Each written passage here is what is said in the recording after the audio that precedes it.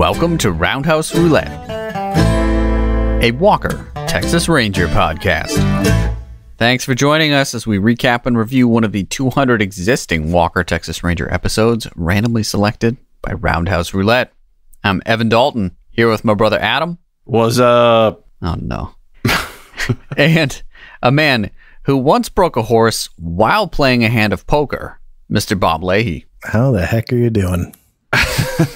Full house, baby. Quite a talent. Well, we'd like to thank you all for joining us as we witness Walker's take on the war on drugs this week. Today, we'll be recapping and reviewing Season 8, Episode 21, Showdown at Casa Diablo, Part 1, where Walker helps take down a cartel smuggling drugs across the U.S. border. But before we put down our poker hands, hitch up our tight jeans, and head on down to the corral, join us as we pull up a stool at CD's Bar and Grill. Hey guys, what's going on? Hey man, yeah, it feels like it's been a while since we've hung out at CD's here. We got to come back and keep them in business. It's the least we can do. Even longer since we've seen CDs in an episode. It's been forever. Yeah, what's up with that? Maybe he's getting some shut-eye. It's something. But, as they say, better latte than never. Well, funny you should say that, because CD is certainly here in spirits. This week, he's serving us up a latte stout by Finback Brewery in Queens, New York. New York City!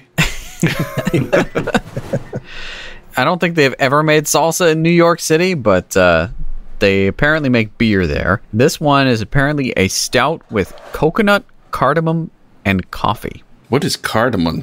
That's some spice. I don't know exactly, but... Okay, all right. Yeah, it's like we're going to be drinking a chai. Finback is obviously named after the second largest whale on Earth, the finback whale. That's their logo, is a giant finback whale. So, there you go. Okay, I thought that was just a swish, but now I see the fins. Okay. I thought it was an eyebrow. Let's dig in here. Should we kill this whale? Let's harpoon this. Well, it's not a harpoon. Okay. Oh, boy. All right. Oh my, this is pouring out like crude oil. I think they use actual, flubber in it, so... Oh my god. Oh, wow. You'll never see the light of day through this. Oh, yeah. It's like a black hole in a can. Yeah, this is one of the darkest beers I've seen. Observe the viscosity as you pour it. Quite high viscosity Ooh, level. Adam, you have the right kind of glass for this. This is a kind of glass that you have to lift your pinky to sip out of, so I figured... Like a snifter? Exactly. I didn't want to say it, but I'm glad somebody did. Interesting. It's like intense flavor right off the bat, and then it just disappears. Yeah, you get those spices off the bat, and then it rolls off into a nice, smooth... Yeah, it's pretty sweet. I will say, I had some Dunkin' Donuts today, and this beer tastes more like coffee than the coffee I got at Dunkin' Donuts. So, That checks out, yeah. What kind of mail you got in the mailbag there? Well, last podcast we talked about Chuck's 20-something twins receiving their 5th-degree black belts. But this week, kind of want to give a shout-out to the original Norris gangster and director of this episode, Eric Norris, Chuck's son. And Yahoo.com, do you remember that? I've heard of it, yeah. What is a Yahoo? Yeah, well, they used to be Google, but now they have a lifestyle blog and recently posted an article about Eric Norris. Let's check it out. Holy crap, this is only a couple weeks old. That's amazing for our podcast. Have something this new. Now, Eric Norris, he directed a number of Walker episodes and choreographed stunts, but he's also a NASCAR champion. He definitely was behind the directing chair quite a bit. And then his son, Mike Norris, plays my favorite doctor in the Purple Hospital Room. Yeah. He's worked in some big movies. He's done like The Amazing Spider-Man, Wonder Woman. It says here from 1993 to 2001, his dad starred in Walker, Texas Ranger. Duh. Yeah. During that time, Eric reportedly acted in 19 episodes of the show, directed 9, and produced 4. He's also credited as a stunt coordinator for 90 episodes of the series. They actually have a quote from the video that we shared on the episode Blown Apart. We found some behind-the-scenes interview with him and his dad, and Eric shared the secret of working with his father on set, and he said, I tell him my idea, he tells me his idea, and then we do his idea. Hey, so I guess even he's not going to go up against his dad. No one messes with Chuck. He says here there's no downside to being Chuck Norris's son. Anyone who meets my dad knows he is such a normal guy. He was a great dad. He was always there for me growing up. For most of my life, he was just a karate instructor that owned a bunch of karate schools and became the world champion of karate.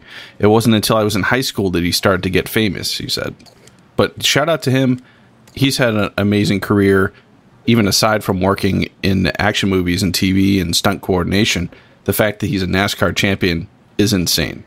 Well, Bob, last podcast, you kind of hipped us to a concert you were going to be attending. Limp Bizkit. How was it, man? Yeah. Turns out, didn't happen.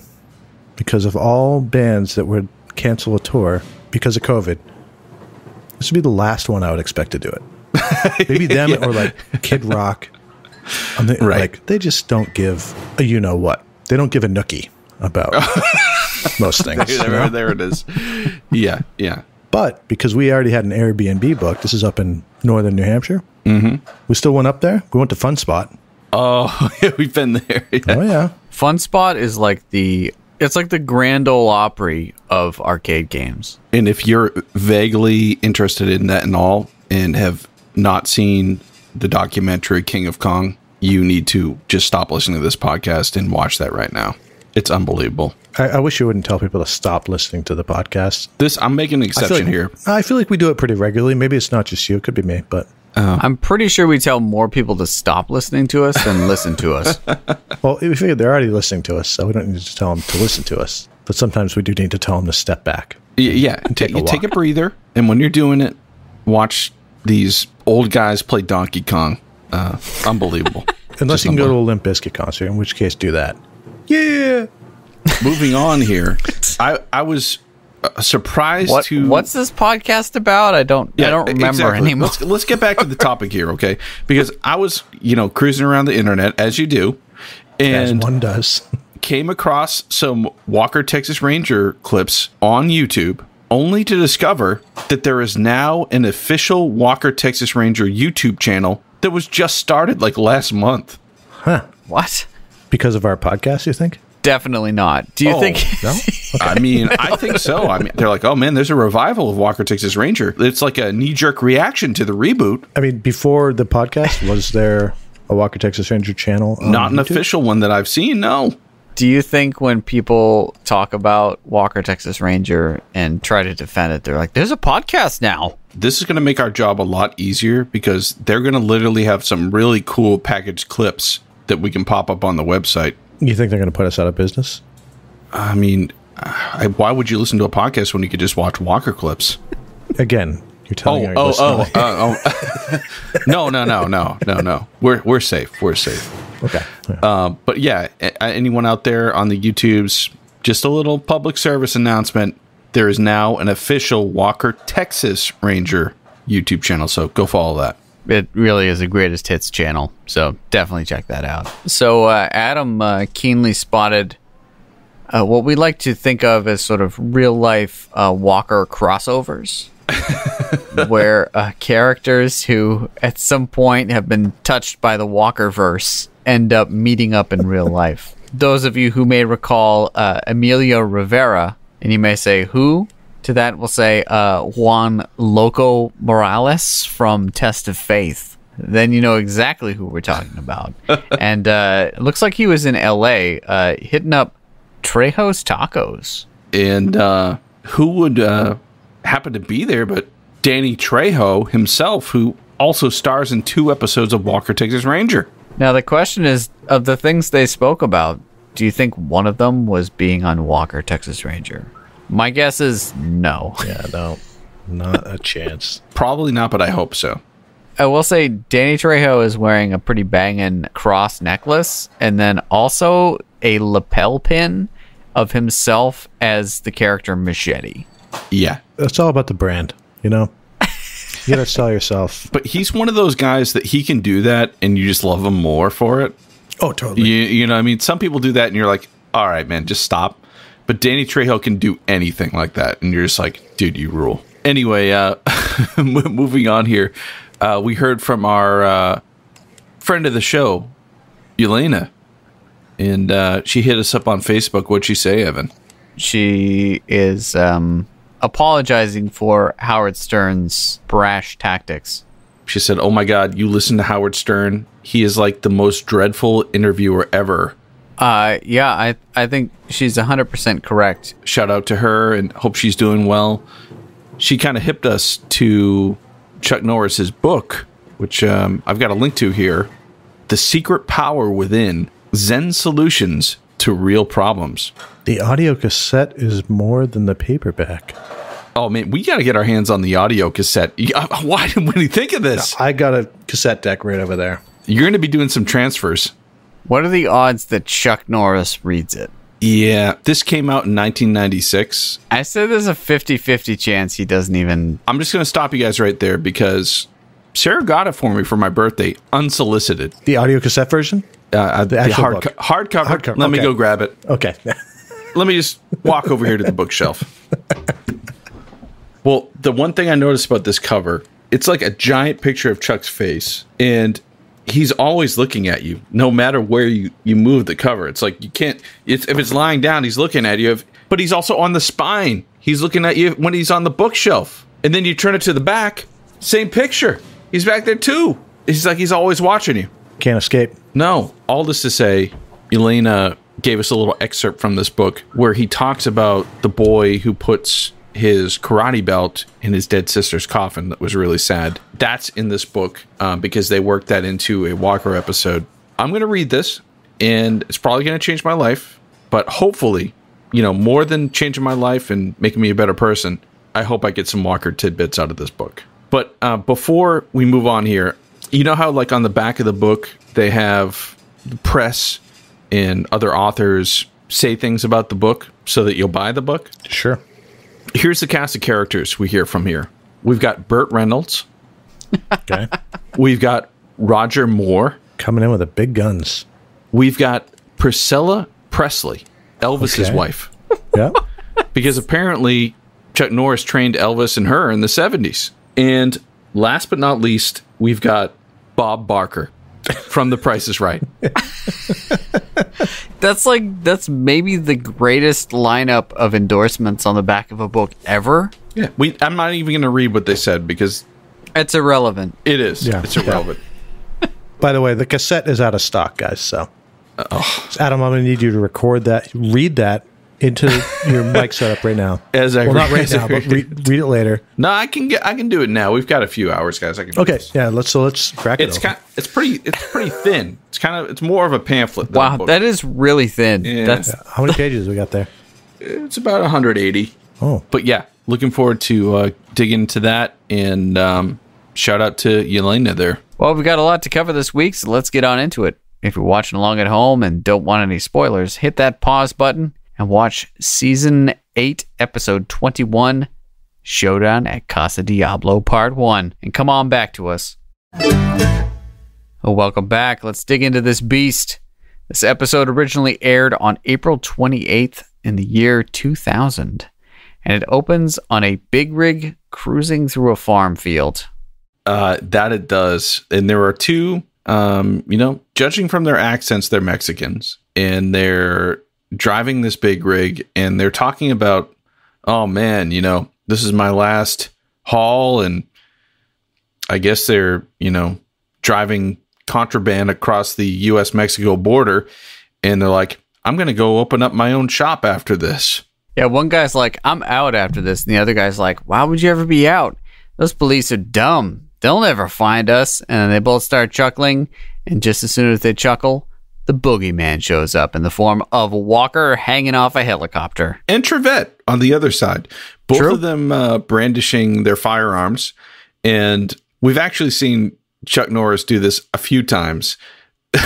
And they usually do it on like a dusty road where nothing is going on. And that's where this big rig is driving down. So they show it from the cab view. And it's like this helicopter with two policemen on the side with guns comes down immediately after he says that the cops are dumb. Yeah, it's a strong intro very strong. So they grind to a halt, and the helicopter hits the ground. Trevette and Walker both step off of the helicopter and awesomely walk towards the truck with their guns. Yeah. So they arrest these dudes, and then they check out the back. And what's in the back? Well, that looks like they got some zucchinis until you dig down a little bit, and then it turns out to be big bags of weed. Yeah. And then Walker's holding this giant bag of like saran wrapped weed. And he's like, yep, well, we got another one here. Apparently, we're led to believe that they've been doing all these drug busts like this for a while. Yeah. And Trevette's all like, well, boy, it's a whole lot easier when you've got a federale on the inside. Right. And it's worth noting that Walker says, well, Trevette, you better tell her to back off for a while, okay? Because, we don't want her to be discovered. If she's having all these busts happen all at once, it's a little suspicious. We don't want her to get killed or anything like that. Yeah. Cut to this undercover agent. Her name is Lucia, and she calls Trevette on her sick Motorola or Nokia phone. It's a mobile telephone, which is pretty state-of-the-art in 2000. With a pull-out antenna. You play Snake on that bad boy. All day. Might have that capacity. Yeah. Can I just at least state that the establishing shot of where Lucia is just like an Adobe house, and then it says across the bottom, Mexico in all caps. Yeah, and it had like the computer printout sound effects when it displayed Mexico. It was like, Mexico. Right. That's like showing a split-level house and then saying across the bottom, America. But it does what it needs to do. So we know that Trevette's talking to the informant there, and he immediately says, hey, look, thanks for all the help, but, Walker said to back off for a while, okay? Because we don't want you to get caught. Right, like you're undercover, and you've completely infiltrated this gang, and, just back off. Yeah, back off for a while. Because Walker told me in the last scene to back off for a while. So you probably should. So back off, is that what you're saying? Well, I'm saying then immediately Walker walks in the room after the phone call is done, and he goes over to Trevette and goes, did you ask her to back off for a while? It's like they said that phrase within minutes of each other, like 3 times. So she doesn't make any guarantees about backing off because she's clearly all about busting these guys.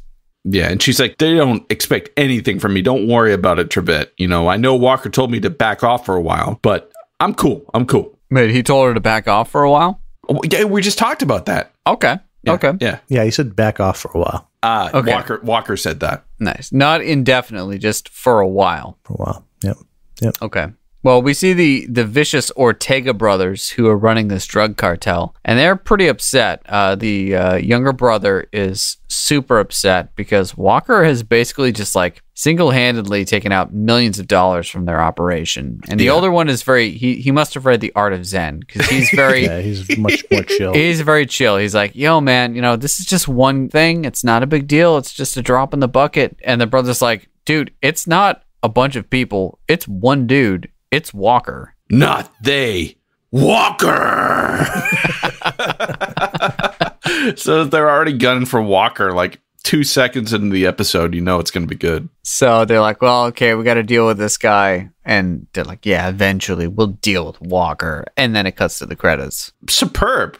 Yeah, good intro. Full pivot to Alex, and she's visiting a ranch. And it's like, what is happening right now? Did we just change to a completely different TV show? Yeah, not just an episode. It's like a different show entirely. Right. She's meeting up with old friends. # old friends. At which point we know one or both will die, and these people will be catapulted as major components to the plot. And we're still in a Walker episode because we're dealing with old friends. Who are these people?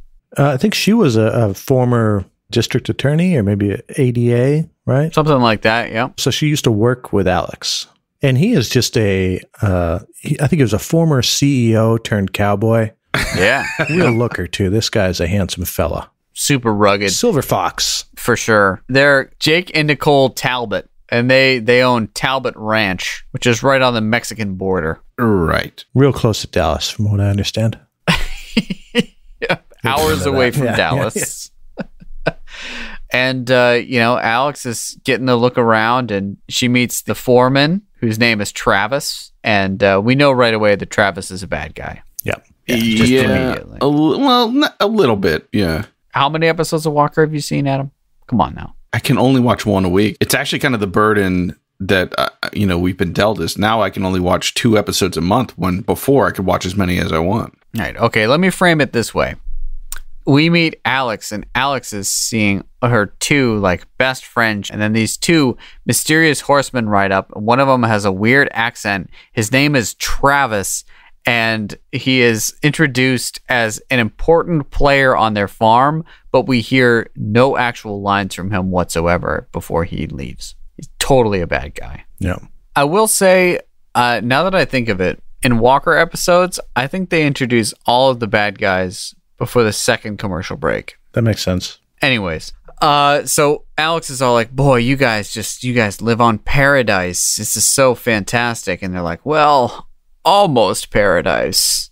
What we really have is problems with illegal movement of drugs across the border on our property. And, they cut the fences, and Alex is like, well, do you call Border Patrol? And they're like, well, we call, but they always get here too late. And, I know they're good people and they're just trying to do their job, but they're not getting the job done. Stretched too thin. Yeah, it's this damn war on drugs. And I believe they use the term war on drugs. Oh, several times. Yeah. Nicole is played by Barbara Mandrell. She's a guest star on this episode here. And she's had her own TV show, and she's a country singer, and living here in Nashville, Tennessee, I feel like I need to dig into this. Bob and I were saying before we started recording that she looked really familiar, but we couldn't exactly place where we'd seen her before. And so it must be through these musical performances, because I will say she's one of the rare actors or actresses out there that has Walker, Texas Ranger as the final role in an actor's career. Wow. Okay. Well, once you hit that, there's no sense of doing anything else. So I respect that. Know when to get out of the game. But she was also on Touched by an Angel and Dr. Quinn Medicine Woman as well. That right there, that's the 90s television grand slam. Yeah. I mean, once you hit that, you just walk off and you don't come back. Yep. Actually, so it would be Nash Bridges, Touched by an Angel, Walker, Texas Ranger, and Dr. Quinn Medicine Woman. That's the grand slam. And you could substitute any of those for a fleeting role on Nash Bridges. But as far as her musical career, I had never really heard of her songs, but Sarah knew some of them. And we didn't grow up listening to the country music, but if we did, we would definitely know her hits. All right. So, if we recall, the undercover agent who goes by Lucia, she had called in when the next drug shipment was coming in. It was coming into an airstrip. And this is where we get to see Gage and Sydney, whom we have not seen on this podcast for quite some time. So, we got good looks at their fighting skills here as they sneak up on the people who are going to be taking the drug drop at the airstrip. And they take out those 2 guys and then try to stand in for them. But it's immediately recognized by the people dropping off the drugs that these aren't the normal people. And so tempers flare, and then Walker's foot comes flying out of nowhere and kicks a gun out of someone's hand. Yeah, fight ensues. Oh, it's amazing. But one of the Mexican federales or the drug dealers was like talking to Sydney, and he's like, "You don't look like Joey." She's all like, Joey's not feeling good. Baby's got to eat. Right. More like, what? What? Baby's got to eat? And apparently that was convincing enough for the guys dropping off the drugs, but they didn't recognize Gage either. And so they pull their guns on Gage. And that's when Walker's foot flies in. Yeah. But I mean, hashtag baby's got to eat because truth, Yeah. I mean, she's just trying to earn a living. Yep. And so one of the guys they're busting's phone rings. And Walker's like, I'll pick it up. And the guy's like, oh man, I can't talk right now. I'm busy being arrested. Yeah, and the guy on the other end of the phone is the drug lord. Ortega. Yeah, Ortega in Mexico with his little brother checking in on the deal, how it's going, and to find out this guy just got arrested by Walker, and he's kind of like, put Walker on. And does this count as a walkie-talkie? No, not really, because Ortega has the upper hand. And Ortega's got Lucia, held captive. And I really hope this is foreshadowing that this is his weapon of choice. It appears to be a throwing dagger that he throws at a dartboard in his free time. And instead, he throws it straight at Lucia's chest. And she is taken out while on the phone with Walker. And she's gone. And Walker kind of hears it. I guess no one said, oh, yeah, she's dead now. But Walker just knew she was dead. He hears it, but displays no emotion. So we don't actually know if he heard it. It's possible they broke up then. Yeah. Those cell phones back then were not the greatest. Yeah. Was that interference or was that a knife going through my informant's heart? So they hang up and we see a conversation between the Ortega brothers again. And the younger brother's all like, man, that Walker, he took out the entire deal, including our plane. You know, that's like $30 million. What are we going to do about it? And the older brother's like, remember what Papa used to say? And this is the quote here, ripped straight from Forrest Gump, translated into Spanish, then translated back into English. And it is, life is a mystery. You never know what life has in store for us. Deep, very deep. Yeah. And so the little brother from that is all like, you know what? You're absolutely right. We'll deal with this. And the viewer of the episode is wondering, what the hell did that mean? Yeah. And why do I want chocolates? Yeah, and the older brother assures the younger brother that as long as they control the Foley Ranch, everything's okay. In case we didn't know what the Foley Ranch was, zoom transition onto the front gate of the ranch that Alex is hanging out at. That's the FR Foley Ranch. And that appears to be where all the drug deals are going down. I mean, how does Alex coincidentally hit the one ranch where all this drug deals are going down? I mean, old friends, man. It's the magic of the old friend.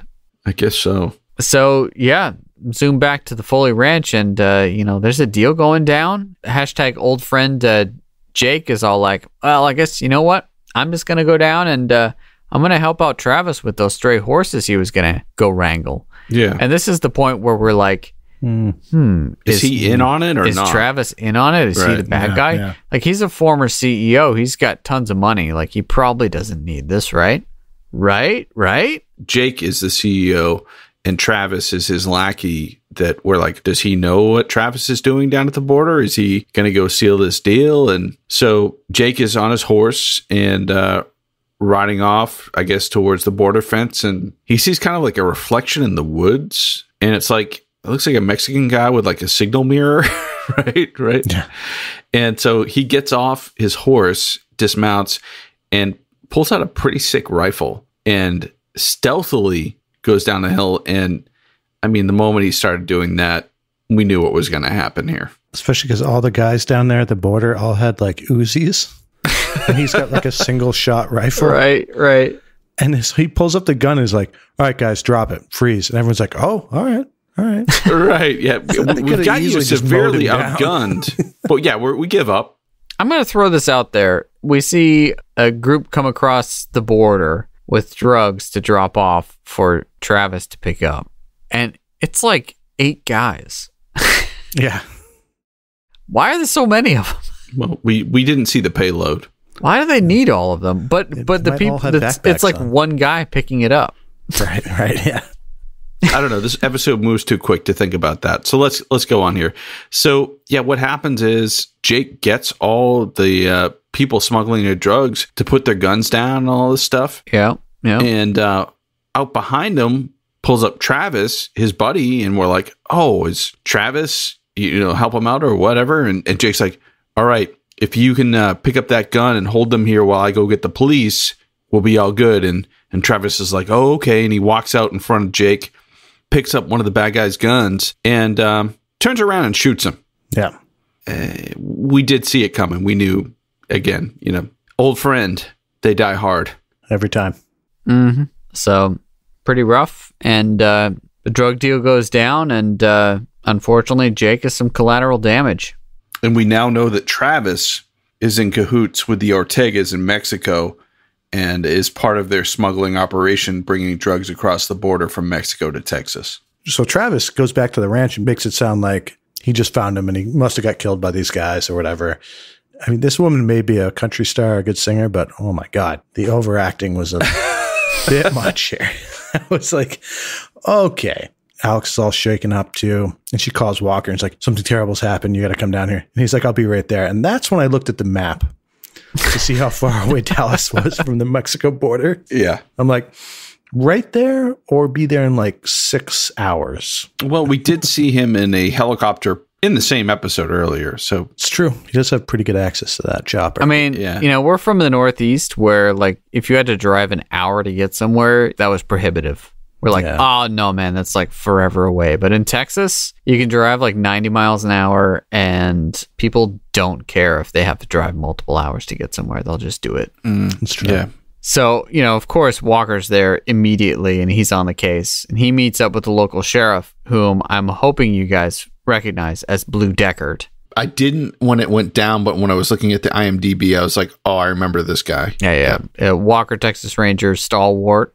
Probably In the Name of God was probably his best performance. That was his first instance where he was the father of the girl who gets taken into the religious cult. Yeah. So yeah.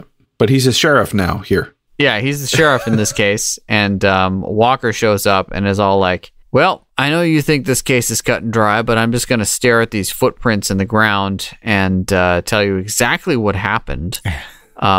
And then pose it as a hypothetical. Right, yeah. Blue Decker's character is like, are you sure this is what happened? And Walker's like, probably. He's like, well, my son's directing this episode, so probably.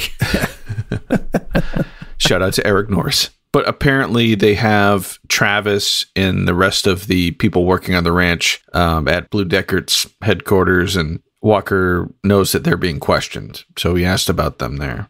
A hard transition to back at the Ortega's compound in, quote, Mexico, end quote. What is this? What do we see here? This is definitely a highlight of this episode, but I'm not sure why. Oh, I thought about it for a little while. This is what you have someone in an episode doing when you want to establish that they're like, they've got it made. And this is a dude he's like standing in a pavilion, the older Ortega brother and the younger Ortega brother's coming out to inform him on what's going down. And the older Ortega brother, he's just having a little bit of a moment of zen while brushing a champion stallion. So he's just brushing a horse. It's this wide open shot, and we just see him brushing this horse, and his brother's walking up towards him. And then we get a few like close-ups of him like looking angrily at this horse and brushing him. It's almost like he's trying to blow off some steam by brushing this white horse. Like Walker's got to him. He's under his skin, and the only way I can, really get my thoughts back together is just brushing this horse. I mean, it's oozing affluence. Anyways, he's informed that now Jake is dead. And he's like, well, you know what? Just buy the ranch. With the husband gone, she's not going to want to keep the ranch. So women can't run ranches. Exactly. Obviously. But, that's actually a pretty tough sell. Nicole is actually not going to sell this ranch. And instead, she tells Travis, much to his chagrin, that she's going to be bringing on 3 new hired hands. Those hired hands are named Wade, Talbot, and Greer. We pan over to see him, and it's none other than Walker, Trevette, and Gage. And we're like, oh, this is going to be a time here to see these guys. And now Alex is on the scene, and she is wearing a shirt that could only exist in the year 1999. Oh, it's so gross. It's got like, it's a long sleeve shirt. Her arms are like fishnets, but they have cuffs. The cuffs and then like the front and back of the shirt are screen printed, like Renaissance-esque portraits of people. Oh my gosh. Yeah. It's the most ridiculous shirt. It's fantastic. So Walker, Trevette, and Gage, they are now undercover. And they get put to work in a classic montage complete with country music. Yeah.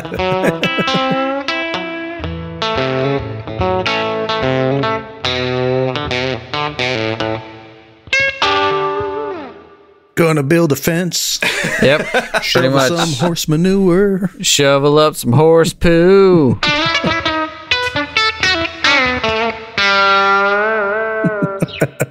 Oh yeah.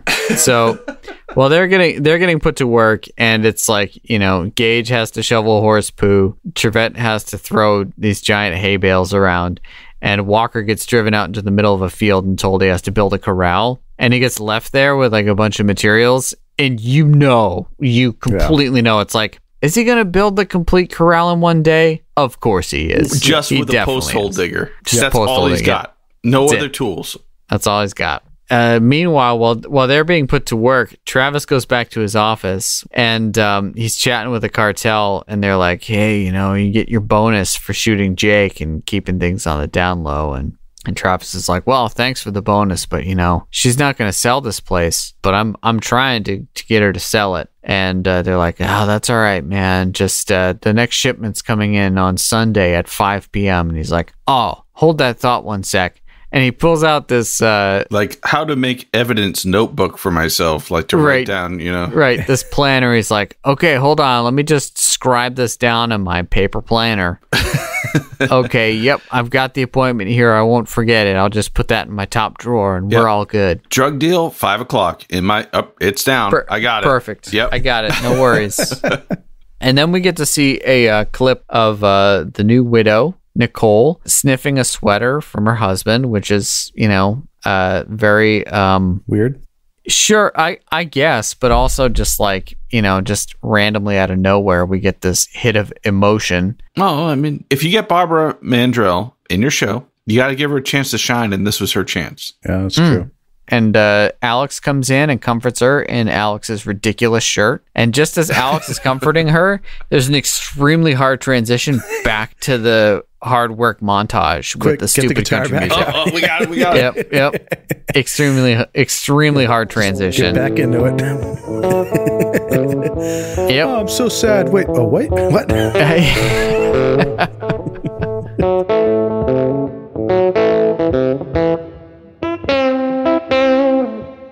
And as predicted, Travis goes to pick up Walker, and Walker's completed the entire stable. Naturally. And that's not physically possible, right? I mean, correct. Well, who are we talking about here? I mean, he built a whole corral. Like, how many posts would he have had to dig? That's not the point. The point is who built it. Who does everyone else's job better than they do? I mean, well, right? Obviously Walker does, but I mean, that is not a one-man job to do in a day.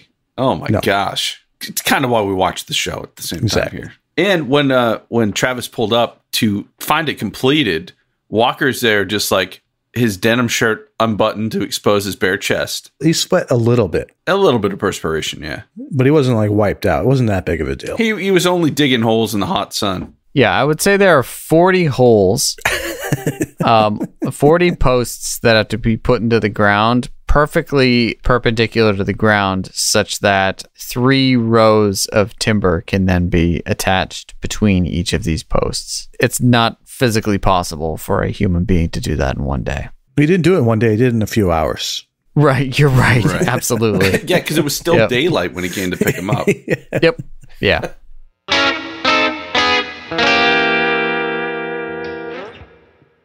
Anyways, that night at dinner, Trevette lets it be known that they're all invited to poker night, and that's where they're going to try to get their info. And while they're at poker night, Alex is going to try to sneak into Travis's trailer and try to find some incriminating evidence, which I assume she has a warrant for. A Texas warrant. Right. Yeah. Right. It's a gut warrant. Yeah, the elbow through the window warrant, right? So at poker night, Travis is trying to get a bit more info on Walker, and he asks him where he served. And Walker says he used to work at the Circle J Ranch, and he says it was near Missoula, Montana. There is no Circle J Ranch in Missoula, Montana, but there is a Circle J Ranch in Texas, and you can go there and camp out. So we should maybe check that out as a possible accommodation. Yeah. So this is an interesting scene in that they're playing poker, so they're playing a game. So of course we know Walker's going to win. Again, last podcast, I questioned. I'm like, look, they're setting up Trent for his own spinoff series. Is Walker going to let him win at least one round of the karate match? No, Walker doesn't. Okay, so that again cements Walker always wins. But he's undercover. He's playing a poker game. He might throw the game on purpose, right? Yeah, that's the thing, because at this period in time, Alex is breaking into the trailer and trying to find the most incriminating appointment book ever. And so she's had to sneak into a window, and Walker wins this poker game, and then immediately Travis is like, well, okay, I've lost all of my money. I guess I better go. Yeah, so if he had actually let him win, he would have kept wanting to play, and Alex would have had more cover time. But the fact that Walker can't lose ever put Alex in peril. Yep. So he has to instead set up a diversion, which involves him punching Trevette and Gage in the face. Yeah, I'm like, he's punching his own friends in the face. I never thought I'd see this. Well, he accuses Trevette of cheating, right? He says he's dealing from the bottom of the deck. Ah, right. Yep. And he kind of uses this as an excuse for them all to leave so that he'd be able to maybe buy Alex a little bit more time. So fortunately, Walker's able to create enough of a diversion and distract Travis enough such that Alex has time to find the appointment book and then leave. And Gage and Trevette, they're pretty roughed up from their little tussle with Walker. But they're actually sent into town by Travis to pick up some supplies, and then Travis wants Walker to help break some horses. And we learn that Travis has set up some local ruffians to try to rough up Trevette and Gage once they get to the storehouse. Yeah, because as he explains to the drug dealer in Mexico, Ortega, he's like, hey, look, if I can scare off these ranch hands that she's hired, she may just say, you know what? I don't think I want to own a ranch. I mean, there's a lot of things that have to go right for that to happen. That kind of seems like a bad plan. Sure. It's a long shot for sure. Yeah. Well, we've also heard that he's brought in the most untamable Mustangs available, and those are going to maim some of the farmhands too. So between the local ruffians trying to take out the people who get in stores and, you know, the unbreakable Mustangs, that the ranch life is going to be too much for her to handle, and she's just going to give up and want to sell the place. Right. So this is Travis's master plan to get the ranch sold. It's pretty devious. It is, but he doesn't know, like, there's a Walker Texas Ranger episode called Mustangs. Yeah, he clearly never saw that. Yeah, where Walker tames the untamable wild Mustang. Santana. Yeah. And so when he says, hey, what do you think about taming some Mustangs? Walker's like, oh, yeah, I got this. He's like, hold my beer. Exactly. So we know, we've seen him do the undoable. So we know he's good. But Travis, he thinks he's got a great plan here. So the shakedown on Trevette and Gage doesn't work at all. They basically level these 5 guys who come to try to take them out. Yeah, they're like, we don't want you taking our jobs in our town, boy. They took our job. So those guys get decked. And I might say this sequence is pretty amazing. Like, Trevette and Gage throw down for an extended period of time, and it is awesome. And then at the end of the fight, Gage flips a guy over his back. The guy lands on a bunch of, like, farm feed. Gage kicks his hat up off the ground with his foot, puts it on his head, flips a quarter onto the guy and says, because they were saying they wanted a tax or something, right? Yeah. So he's like, there's your tax, sir. Paid in full. Yeah. It was so good. So good. Yeah. Oh, expertly done. You know, he kept a coin in his pocket just to do that one of these days. I'm going to start doing that. Go for it. Yeah, and then cut to a bunch of ranch hands trying to break horses.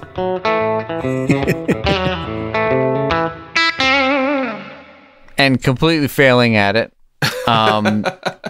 And then, you know, Nicole's all like, boy, if this keeps up, I'm not going to have any ranch hands left.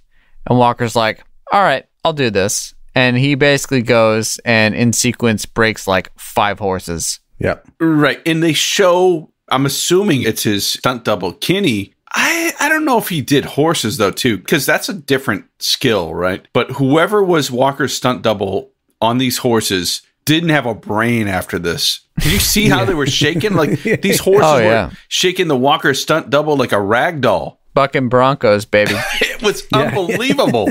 You know, obviously, if you look at the horses, they're completely different horses that he's riding in the scenes as opposed to the stunt double riding. It's the same color. So we'll have the craziest brown horse go nuts with this guy, and then have Chuck Norris ride in after he tamed it and be like, yeah, that was easy.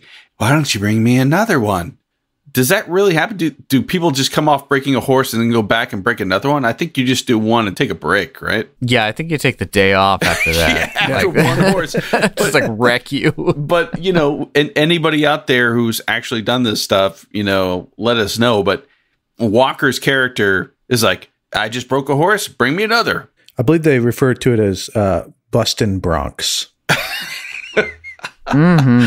That was outrageously awesome. But maybe equally as awesome is the interaction he has with Alex after he does all this. She's all like, Cordell Walker, you just do this to get a rise out of me.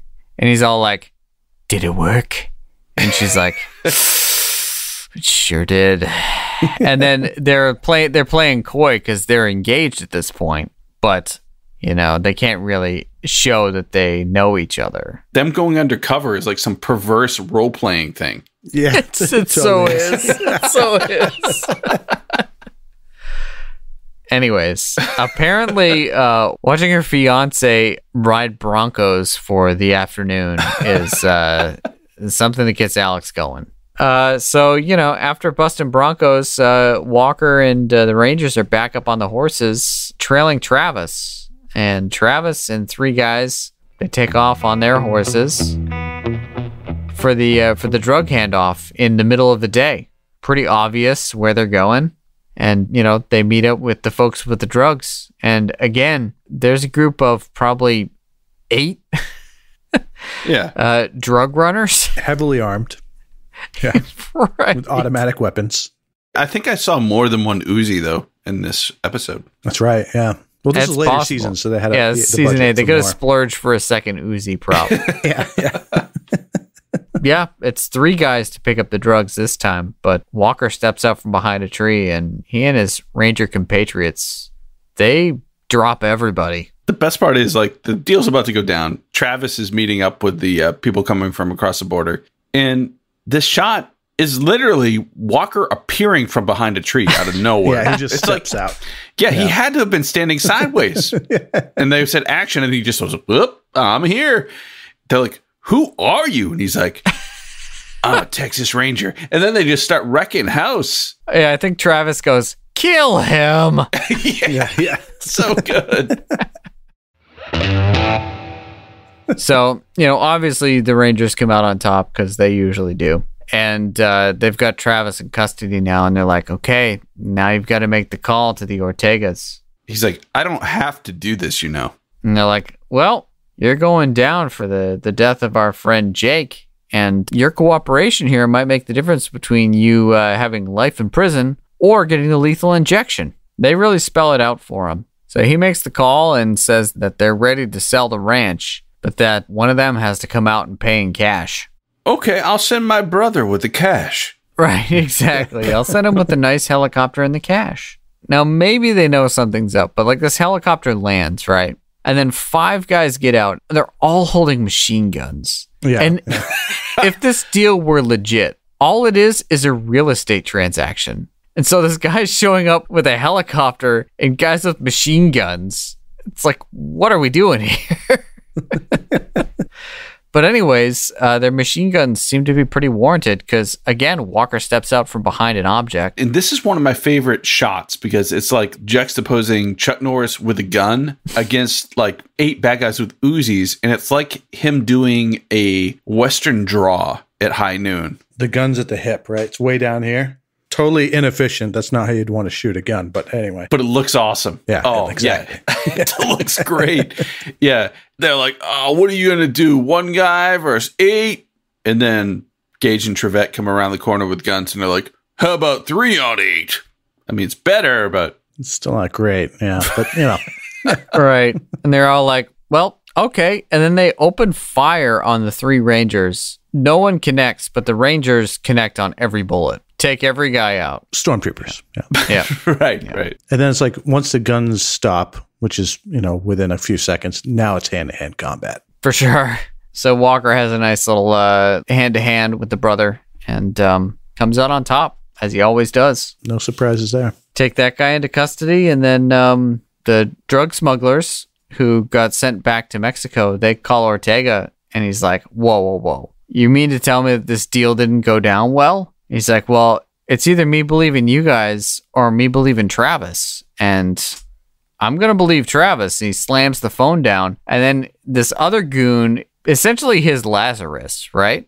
We don't know. That's yet to be seen. Oh, I think we know when we see the last 5 minutes of this episode.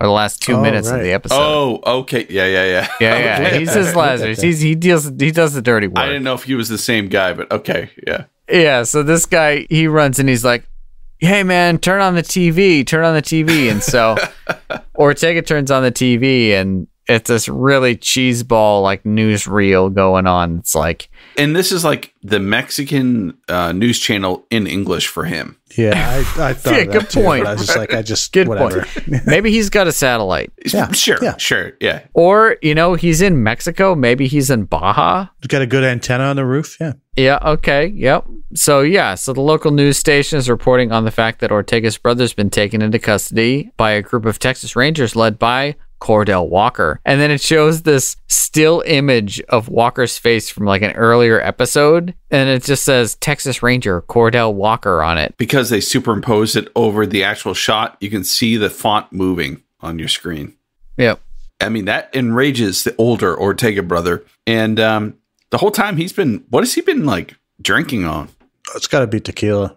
Of course, he is in all capitalized Mexico.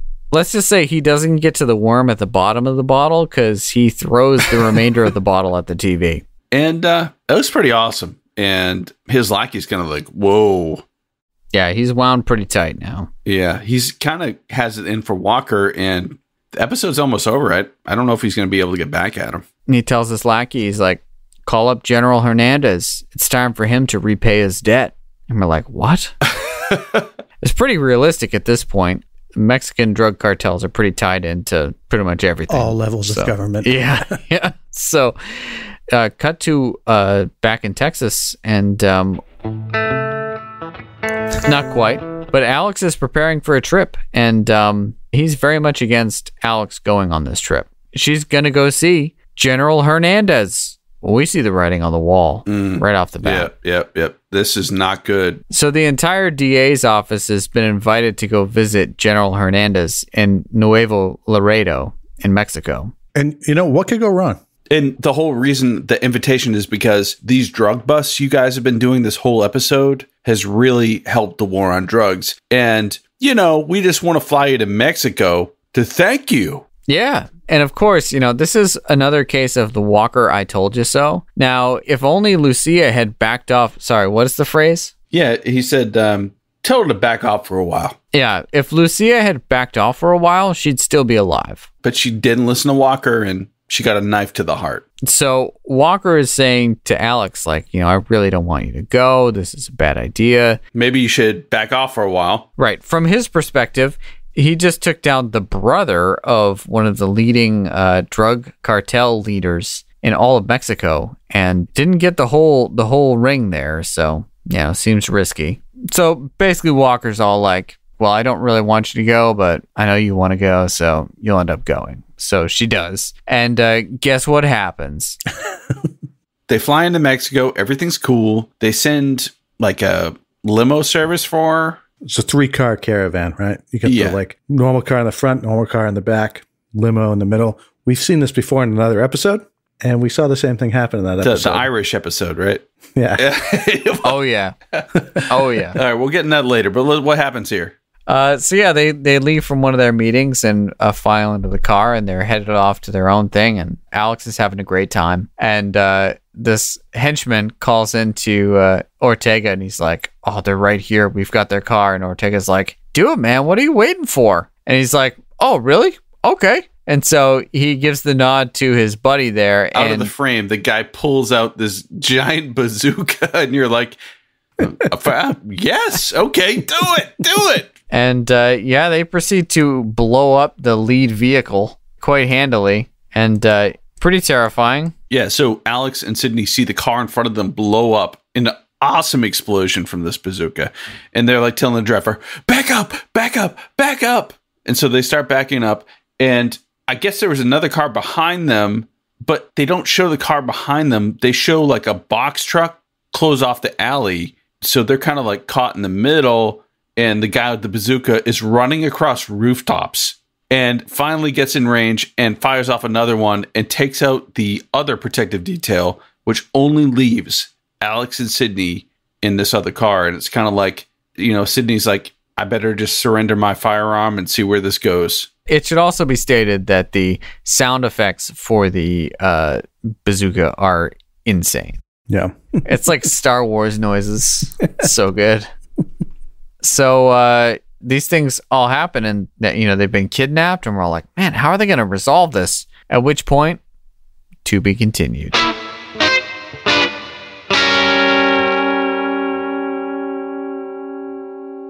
And there you go. That about sums up this episode. We'd love to give a shout out to our friend and collaborator, Adam Lauritsen, who's been drawing the amazing walkerstrations on our social media. We're so glad he got to do a total gym in the last episode. Oh, so man, that there was you so go. good. So Congrats good. on that one. Yeah. Be sure to check out his other art on Instagram at @ImaginationRunAmok. When we come back, it'll be time for us to each rate Showdown at Casa Diablo Part 1 on a scale of 0 to 10 boots to the face, resulting in our patented Roundhouse Roulette episode ranking. And you can find the complete results of that ranking on our website, roundhouseroulette.com. Don't go away.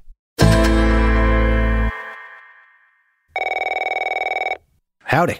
You've reached the Roundhouse Ranch. Travis is speaking. Yes, I have a double shipment coming in today. You have to make up for some of our losses. We're all set up for you. Travis, I want you to persuade Roundhouse Roulette to sell their podcast.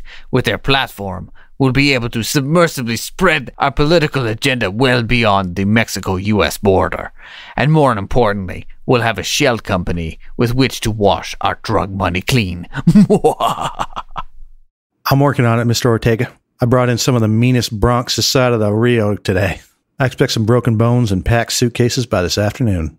Those gringo girly men ain't never put up a fight in one in their lives, save for maybe a bag of Doritos. After this pounding, they'll sell. Oh, they'll sell. We'll see that they do, Travis. Yes, sir. Oh, hell. Them Rio boys done disappoint. They're back in one piece. I gotta go. Oh, hey, Travis. We got the supplies you requested back in town. We'll save for your bag of Doritos. Yeah, we were accosted by some unsavory characters, but we were able to bond over our hatred for Cool Ranch. Yeah, long story short, we shared our bag of nacho cheese D's and made some new friends. I kind of just wish you had been there, man. Oh, too bad I missed it. Say, what did it take for you boys to sell your podcast? Oh, silly Mr. Travis. We here at Roundhouse Roulette have pledged to deliver the light of Walker, Texas Ranger to the world. We ain't selling this podcast, but if you'd like to join us in that mission, please share the pod with a friend or leave us a kind review on Apple Podcasts.